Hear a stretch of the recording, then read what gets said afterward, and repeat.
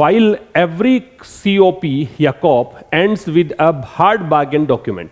Hard bargain क्या होता है भी? बार्गेन का मतलब सौदेबाजी करना होता है। और मैं आपकी जानकारी के लिए ये भी बता दूं कि बार्गेन की जगह पे आप हैगल भी यूज कर सकते हैं, ठीक है ना।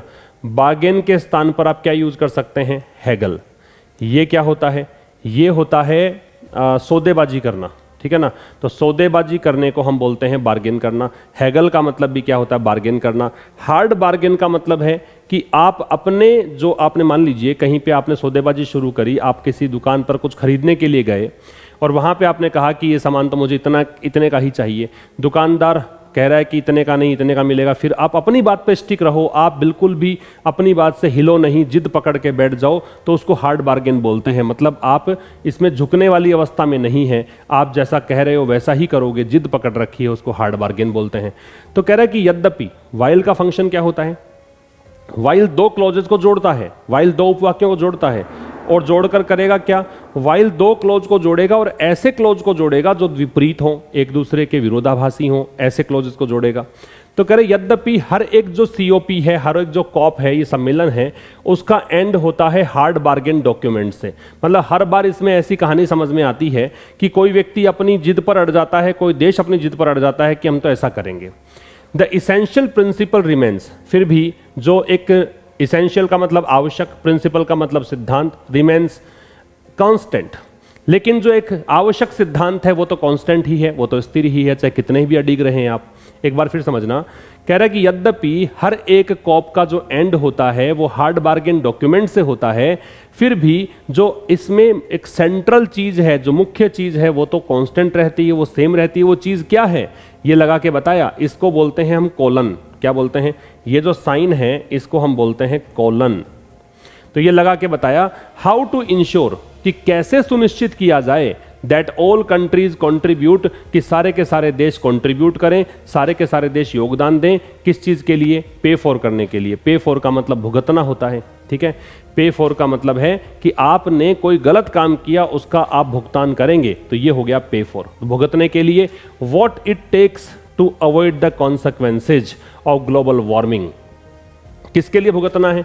कि क्या वो चीज है, या फिर पे फॉर का मतलब ऐसा कहें कि हर देश, यहां पे सारे के सारे देश कंट्रीब्यूट करें उस चीज का कंपनसेट करने के लिए कि क्या वो चीजें हैं जो अवॉइड कर सकते हैं कॉन्सिक्वेंसेज को, दुष्परिणामों को। कॉन्सिक्वेंस होता है परिणाम, और नेगेटिव टोन इसकी है तो ये दुष्परिणाम कहलाएगा। ग्लोबल वार्मिंग को without compromising on economic development, बिना किसी आर्थिक विकास को कॉम्प्रोमाइज किए। मतलब ऐसा नहीं है कि हम यहाँ पे काम करेंगे जो कॉप सम्मेलन में हुआ कि जलवायु संरक्षण के लिए हम ये काम करेंगे, प्रकृति को हम डिटीरियोरेट नहीं होने देंगे, लेकिन आपका आर्थिक नुकसान हो रहा है। तो यहाँ पे समझने वाली बात ये कह रहा है लेखक कि भी आपका आर्थिक नुकसान भी ना हो, आर्थिक विकास भी नहीं रुके, और ये सब चीजें भी हो जाएं। While accounting for, account for का मतलब क्या है? अकाउंट फॉर एक तो होता है किसी चीज का टोटल पार्ट बनाना, कि आप कितना पार्ट कवर करते हो, उसको बोलते हैं अकाउंट फॉर। यहां पे जो अकाउंट फॉर है, while accounting for their historical responsibility, तो यहां पे अकाउंट फॉर का मतलब है कि आपने अपनी एक रेस्पॉन्सिबिलिटी तय कर ली है इन एग्जासर्बेटिंग द क्राइसिस। अब यहां पे एक एग्जासर्बेट जो शब्द है इसका मतलब होता है वर्सन। एग्जासर्बेट का मतलब क्या होता है? वर्सन, मतलब और ज्यादा बदतर करना। डिटीरियोरेट भी लिख सकते हो, डिटीरियोरेट, और ज्यादा बदतर करना, और ज्यादा खराब कर देने को क्या बोलते हैं? एग्जासर्बेट। एक बार फिर समझ लें, यहां पे कॉप जो है वो सब्जेक्ट है, इसकी वर्ब एंड्स है। इसेंशियल प्रिंसिपल है, इसकी वर्ब है रिमेन्स है। ऑल कंट्रीज की वर्ब है वो कंट्रीब्यूट है। इट की वर्ब है वो टेक्स है, ठीक है। बचे ये रेड कलर वाले, एग्जासर्बेट का मतलब वर्सन डिटीरियोरेट है। अकाउंट फॉर का मतलब यहां पे जिम्मेदार होना मान सकते हो, या अपनी जिम्मेदारी तय करना मान सकते हो। वैसे इसका मतलब होता है किसी चीज का टोटल पार्ट फॉर्म करना, कि आप कितना हिस्सा कवर करते हो कोई चीज का, उसको बोलते हैं क्या? Account for. तो यहां पे एक बार फिर समझ लें कि वाइल से हमने जोड़ा यहां से लेकर और कहां तक का सेंटेंस, फुल स्टॉप तक देख लीजिए कहां तक सेंटेंस है। और इसमें एक बार यहां तक ही पढ़ लें कि ये दो क्लॉजेज जो हैं वाइल से लेकर डॉक्यूमेंट तक और दय से लेकर कांस्टेंट तक, ये विपरीत क्लॉजेज हैं, एक दूसरे से विरोधाभासी चीजों को व्यक्त करते हैं। तो कह रहा है यद्यपि हर एक कॉप सम्मेलन का एंड होता है हार्ड बार्गेन डॉक्यूमेंट से, फिर भी इसेंशियल प्रिंसिपल तो रह ही जाता है कांस्टेंट। और वो क्या है? वो ये है कि कैसे सुनिश्चित किया जाए। एक प्रश्नवाचक चिन्ह तो लगा हुआ है ही कि कैसे सुनिश्चित करें, किस चीज को सुनिश्चित करना है कि सभी कंट्रीज कंट्रीब्यूट करें। किस चीज के लिए?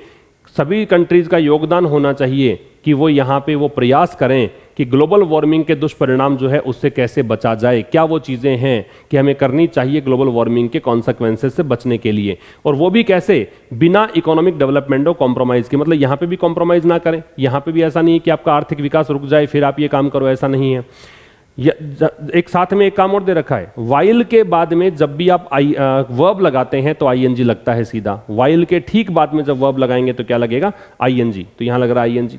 While accounting for their historical responsibility, साथ में यहां पे उनको अपनी ऐतिहासिक जिम्मेदारी तय करनी है इन एग्जासर्बेटिंग द क्राइसिस, कि आपने इतिहास में पास्ट में क्या क्या काम किए हैं जिसके कारण ये स्थितियां बदतर हो रही है, वो भी आपको भुगतना है, वो भी आपको समझना है, एक्सेप्ट करना है कि आपने ये कंडीशंस, मतलब उद्योग धंधे बहुत आपने विकसित किए, उद्योगों से चूंकि जब जहरीली गैसेज ये सब निकलते हैं, है ना, तो इसके कारण क्लाइमेट जो है प्रभावित हुआ। तो आपको ये पता होना चाहिए, हर देश अपनी जिम्मेदारी तय करे कि आपने इतिहास में, आपने पास्ट में ये काम किए, इसके कारण ये संकट आया है।